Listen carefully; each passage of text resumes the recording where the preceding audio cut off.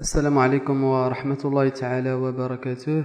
في هذه الحلقة غنحاولوا نناقشوا لا كيستيون ديال البراssage.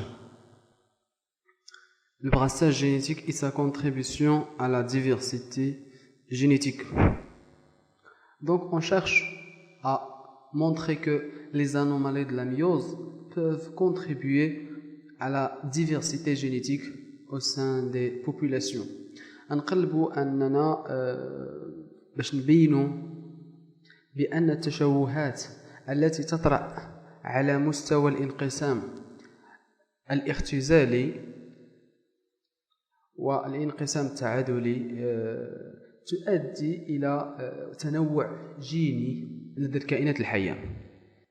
Au niveau du document 1, on va traiter les causes du syndrome de Klinefelter. Le syndrome de Klinefelter est une maladie héréditaire liée à une anomalie chromosomique affectant l'homme. Les premiers symptômes apparaissent à la puberté, des testicules de petite taille, absence totale de spermatozoïdes dans le sperme et développement exagéré des seins, musculature et pilosité peu développée.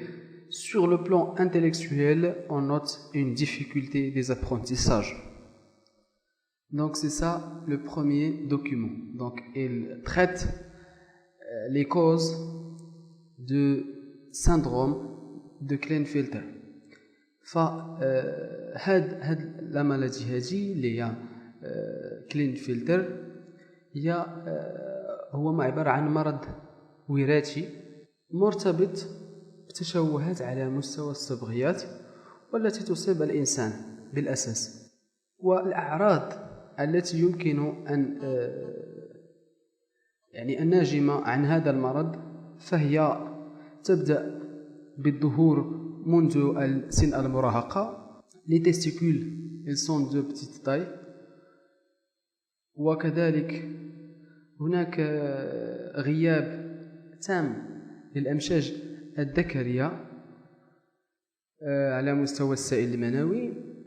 هناك أيضا musculature et pilosité peu développée. Pour le deuxième document, il traite le karyotype d'un individu atteint du syndrome de Klinefelter. Donc on peut voir, ou bien on peut observer dans ce document, voilà, ce sont les chromosomes d'un homme, bien d'un sujet atteint. Concernant le document 3, c'est un schéma général de la myose pour une cellule à 2n égale à 4, n'impliquant pas les chromosomes sexuels. Voilà, on a une cellule mère qui a 2n chromosomes, à 2 chromatides. Donc la cellule mère, lorsqu'elle subit la division, la première division qui est la division réductrice, on va avoir 2 cellules. Ces 2 cellules vont eux aussi subir une deuxième division qui est équationnelle pour avoir 4 cellules à n chromosomes. Donc à partir d'une cellule mère à 2n chromosomes, on va avoir 4 cellules filles à n chromosomes. Donc c'est ça la méiose.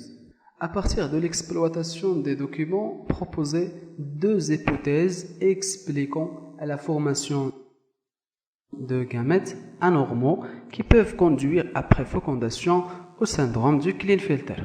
Pour l'hypothèse de votre choix, schématisez les étapes essentielles de la myose conduisant à l'obtention de gamètes anormaux. On suivra sur ce schéma le devenir au cours de la myose de la paire de chromosomes sexuels et cellules d'une paire homologue. Donc فهاد باستعمال وباستثمار هاد المعطيات هذه غنقترحوا الفرضيات اللي يمكن لهم يفسروا التشكل ديال الأمشاج المشوهة التي تؤدي إلى الإخصاب والحصول على مرض Klinefelter. Alors pour les éléments de correction, on va saisir des données et mises en relation. Le karyotype présentant 3 chromosomes sexuels, 2 chromosomes X et un chromosome Y. Normalement, on sait qu'au niveau du gamète, il doit y avoir N chromosomes. Ici, pas 2N, ici, pas 3N. Ici, dans un sujet qui atteint la maladie du Klinefelter, on va avoir 2 chromosomes X au lieu d'un seul X et un chromosome Y. La myose sans anomalie, séparation des chromosomes de chaque paire à l'anaphase 1, séparation des chromatides de chaque chromosome à l'anaphase 2.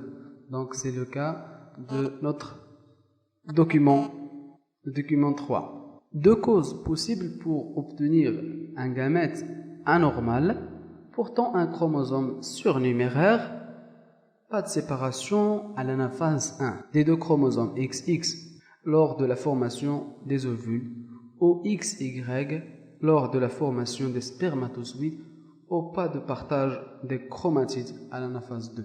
Donc, concernant la schématisation, le schéma proposé est correct. Myose anormale conduisant à des gamètes ayant 2 chromosomes sexuels. La paire d'homologues permet de suivre en parallèle le déroulement normal de la myose. Le schéma est suffisamment légendé. 2 temps de la division de la myose, identification cellule germinale, chromosome sexuel, spermatozoïde ou ovule. Le schéma est pertinent. Choix des étapes de la myose représentées anaphase 1 ou 2, télophase 2.